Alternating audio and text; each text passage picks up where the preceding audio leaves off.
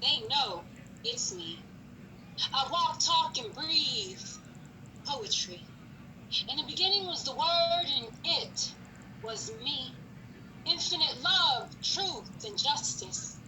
Yeah, they all lust this, long to bust with my energy, not understanding the supreme synergy, roots. I come from strong trees, planted deep in earth, ever flourishing, bark in every shade of brown. I was raised by Amazon women. Their leaves always provided shade from the scorching sun. I was placed in nutrient-rich soil. My queens gifted me rain, pushing up my growing branches to the sky. My circumference grows, more immense each day. When they come to gaze at me in praise, I will forever point out my roots. Hello, loves. It is a true honor to be performing with the BCA this afternoon. Shout out to Lindsay. Thank you so much. I'm really truly honored and humbled to be here. My name is Sublime Love.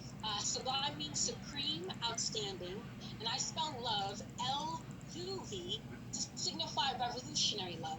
That's love for oppressed peoples, Black love, gay love, trans love, and disabled love. We truly do need revolutionary love today. Essentially, my identity, I am very intersectional. I'm not only a woman, but I'm a Black woman. I'm a queer Black woman, and I'm a queer Black woman with mental illness. So I am living proof that all Black lives matter.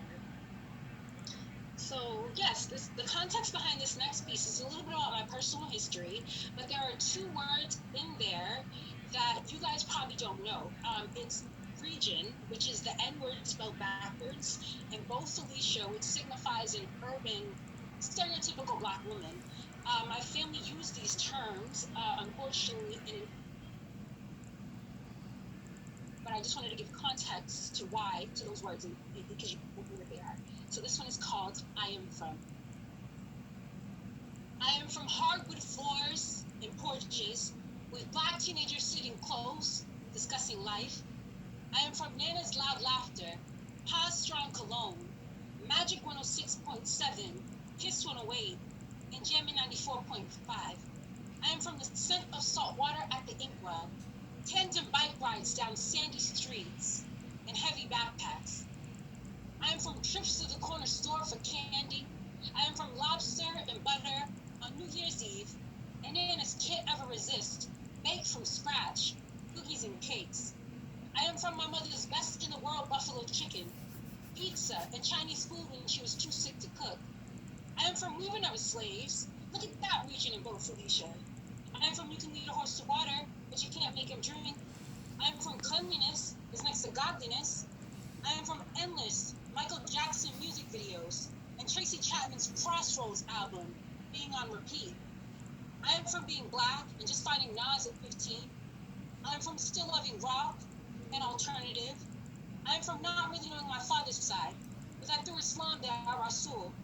I am from Williams and Matthews and Black folks from Canada. I am from native tribes, the West Indies, China, and Africa that started it all. I am from Roxbury, a place that is being bulldozed for gentrification. I am from love, crazy, wild love that is still fighting for freedom. Alrighty, y'all. So I'm gonna get really personal with this set, so please do come along with me for this ride, this journey. Keep your hearts and your ears open. My journey to self-acceptance as a young Black woman luckily started in my teenage years. I went to a private school called Dana Hall School in Wellesley, Mass. Very prestigious, very wealthy white girls that attended. And I essentially read The Bluest Eye by Toni Morrison. I joined a youth group in Boston, in the inner city of Boston, that talked about Black people and drugs in our communities and colorism and all those issues. So luckily I was able to kind of have an awakening during my teenage years. but I still dealt with from my own family history and just how things were set up in my family. Internal oppression was a big deal going on, and it's a big deal for all people of the global majority because the structure of white supremacy is so deeply instilled in us that sometimes we internalize those messages and believe that we're less attractive, believe that we're less intelligent, that we are less in general. So this piece explores that via a personal lens, and it's called Bones. There was a skeleton in my closet. The time has come for it to be exposed. Many of us have these heavy bones still lying around or hanging up. The cartilage I speak of first takes shape with thoughts, believing that one is better than some of the other black folk, that being woke and educated sets you apart. My black was ashamed of the hood, because when you're oppressed, the hate spewed at you permeates your mind, seeping into your bloodstream. One starts to buy into the narrative of those with color truly being inferior, so you play Olympic games of less than, elevating status, giving gold medals to those that assimilate well, look the part. My Nana called black people regions, the N-word spelled backwards. Born in 1930, she passed for white. Most of her kids were fair, except for my browner-hued aunt, who she wasn't too inclined to show off. She called me exotic and foreign when I was birthed into this world, believed that I wasn't dark with coily hair like my father, would complain that my sister's hair was nappy, loved me even more when my hair was blown dry. This was what formed my skeletal system.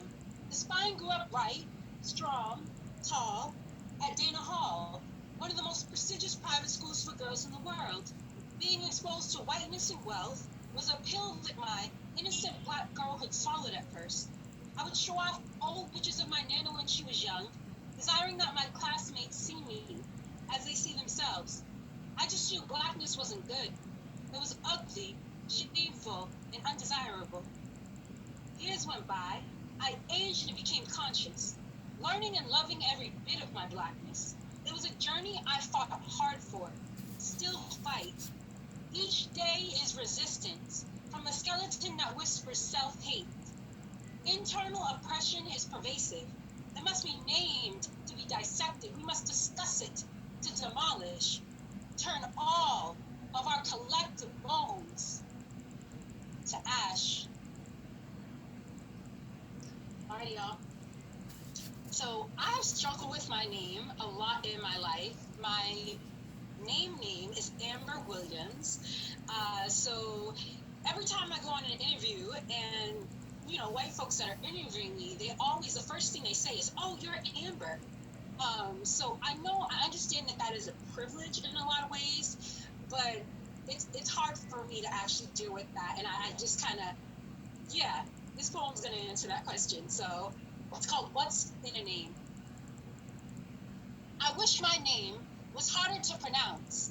Like to call me, they would have no other option but to put down their oppressive tongues.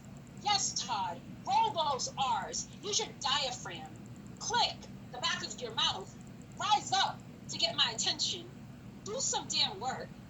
My name is too easy. It aligns within their lines. This name I was given is like blacks marching for civil rights. That is plenty brave and a strong way to resist. But I want my name to come out of lips like Nat Turner's Violent Rebellion. A takeover of syllables. Ask me, what does it mean? Let me bombard you with my history. Make you stare at this blackness, this queendom. Keep begging me to teach you how to say it. And I won't respond until you get it right. That poem always pumps me up. So this next one, I wrote this poem out of anger. Years ago, I was on Twitter, and this black man was talking crap about dark-skinned black women. So honestly, it just frustrated me, and I had a back and forth dialogue with him, but I was getting nowhere. So I wrote this poem out of anger and frustration, and it's called Letter to the Black Rose. I want to be a tar baby,